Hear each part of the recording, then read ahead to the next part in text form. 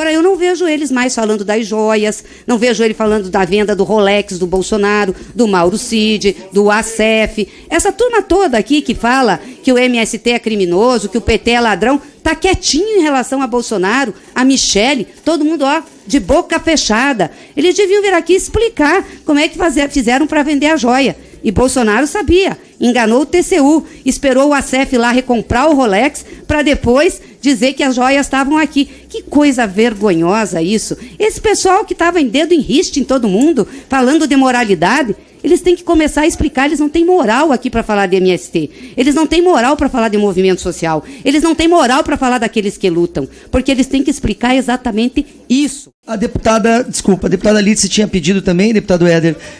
Não, mas ela me pediu. Não. Só um minutinho. Mas, deputada, a senhora tem tempo de liderança também? Tá. Então, deputada Gleise, na ordem, deputada Gleise, deputada Sâmia, deputada Lídice e deputado Éder Mauro e depois Evair. Obrigada, senhor. Senhor presidente, eu começo a minha fala aqui com os protestos em relação à postura do relator. Ele pode muito, mas não pode tudo. Ele não pode monopolizar a sua fala aqui e desrespeitar o regimento. Eu lamento que o senhor não tenha dado um limite a ele, porque desde o início ele que está falando e não está fazendo esclarecimento, fez arguições de novo, o que não é correto. Aliás, essa CPI está eivada de ilegalidades e informalidades. Mas eu quero cumprimentar aqui o João Pedro Stedley. Cumprimentar a sua luta, cumprimentar a sua coerência e a sua coragem. A sua fala lúcida, firme, uma fala que realmente esclareceu o que é o MST. Sem medo, o MST é isso, e nós apoiamos o MST. Nós somos de esquerda, esquerda é quem luta pelos mais pobres, esquerda é quem luta por aqueles que sempre foram deixados ao lado da vida por quem estava no poder. Então a direita acha que a posição dela é natural e que a gente defender uma posição, é quase crime. Esse relatório já vai criminalizar o MST por essas palavras dele. Aliás, eu perguntei onde é que está o crime aí. Por que ele está falando de uma associação? Por que ele está falando dos armazéns do campo? Por que ele está perguntando isso? Não tem crime. Mas já vai criminalizar, viu, João Pedro? É esse o posicionamento deles. Porque eles não concordam com a reforma agrária. O relator veio aqui dizer que as pessoas que têm terra no Brasil foram as pessoas que colonizaram esse país. Foram, sim, a mando da coroa, das capitanias hereditárias. Foram dadas aos capitões e depois passadas aos ricos. E os pobres é que trabalharam. Os índios foram escravizados, depois vieram os escravos da África, o povo pobre de Portugal que veio. Mas não pensem que isso foi uma labuta. Teve muita gente que labutou na terra assim, mas a maioria foi assim que foi constituída o padrão de propriedade privada no Brasil. Aí quando o pobre quer a propriedade, ou que precisa da propriedade, aí é crime.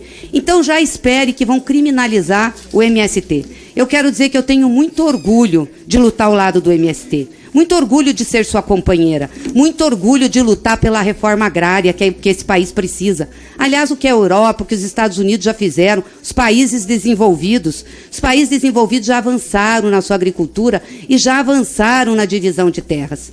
E realmente não dá para comparar o MBL a um MST. Eu não sei bem o que faz o MBL. Surgiu ali nos conturbados anos de 2013, 2014, entendeu? Ajudou a criar confusão institucional toda nesse país, apoiando o golpe contra a Dilma. Depois veio naquela confusão da Lava Jato, que deu no que deu, elegeram Bolsonaro. Agora, eu não vejo eles mais falando das joias, não vejo ele falando da venda do Rolex do Bolsonaro, do Mauro Cid, do ACF. Essa turma toda aqui que fala que o MST é criminoso, que o PT é ladrão, está quietinho em relação a Bolsonaro, a Michele, todo mundo, de boca fechada. Eles deviam vir aqui explicar como é que fizeram para vender a joia. E Bolsonaro sabia, enganou o TCU, esperou o ACF lá recomprar o Rolex para depois dizer que as joias estavam aqui. Que coisa vergonhosa isso. Esse pessoal que estava em dedo em riste em todo mundo, falando de moralidade, eles têm que começar a explicar. Eles não têm moral aqui para falar de MST. Eles não têm moral para falar de movimento social. Eles não têm moral para falar daqueles que lutam. Porque eles têm que explicar exatamente isso. Outra coisa que eles têm que explicar, o apagão de hoje. 6 horas sem energia elétrica no Brasil. E não é só na região norte, não. Atingiu o sudeste, atingiu o nordeste. Por que isso?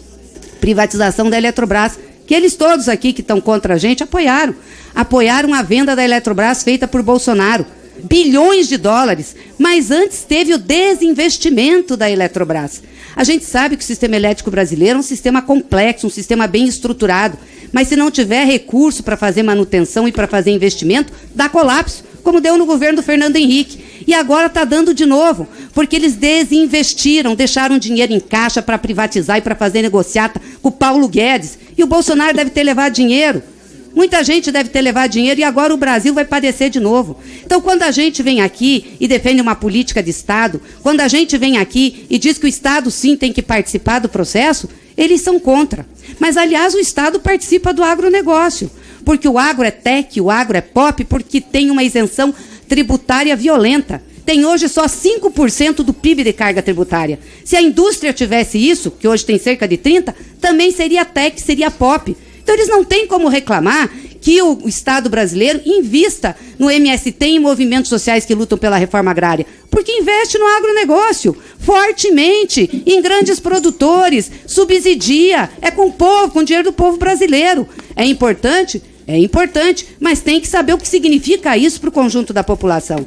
Então, eu queria prestar minha solidariedade a você. Você deu uma aula sobre MST aqui, falando o que é o movimento, com coragem. Nós não temos medo desses ataques, porque isso é ataque ideológico, é a direita mesmo, eles acham que mandam. Porque como eles ficaram muito tempo no poder, lá se vão 500 anos, né? Desde Dom João VI até agora, só vai passando. Aí eles ficam assustados, eles acham que a gente não pode falar, que a gente não pode defender nossas posições, que nós não podemos defender posições em que o povo tenha protagonismo.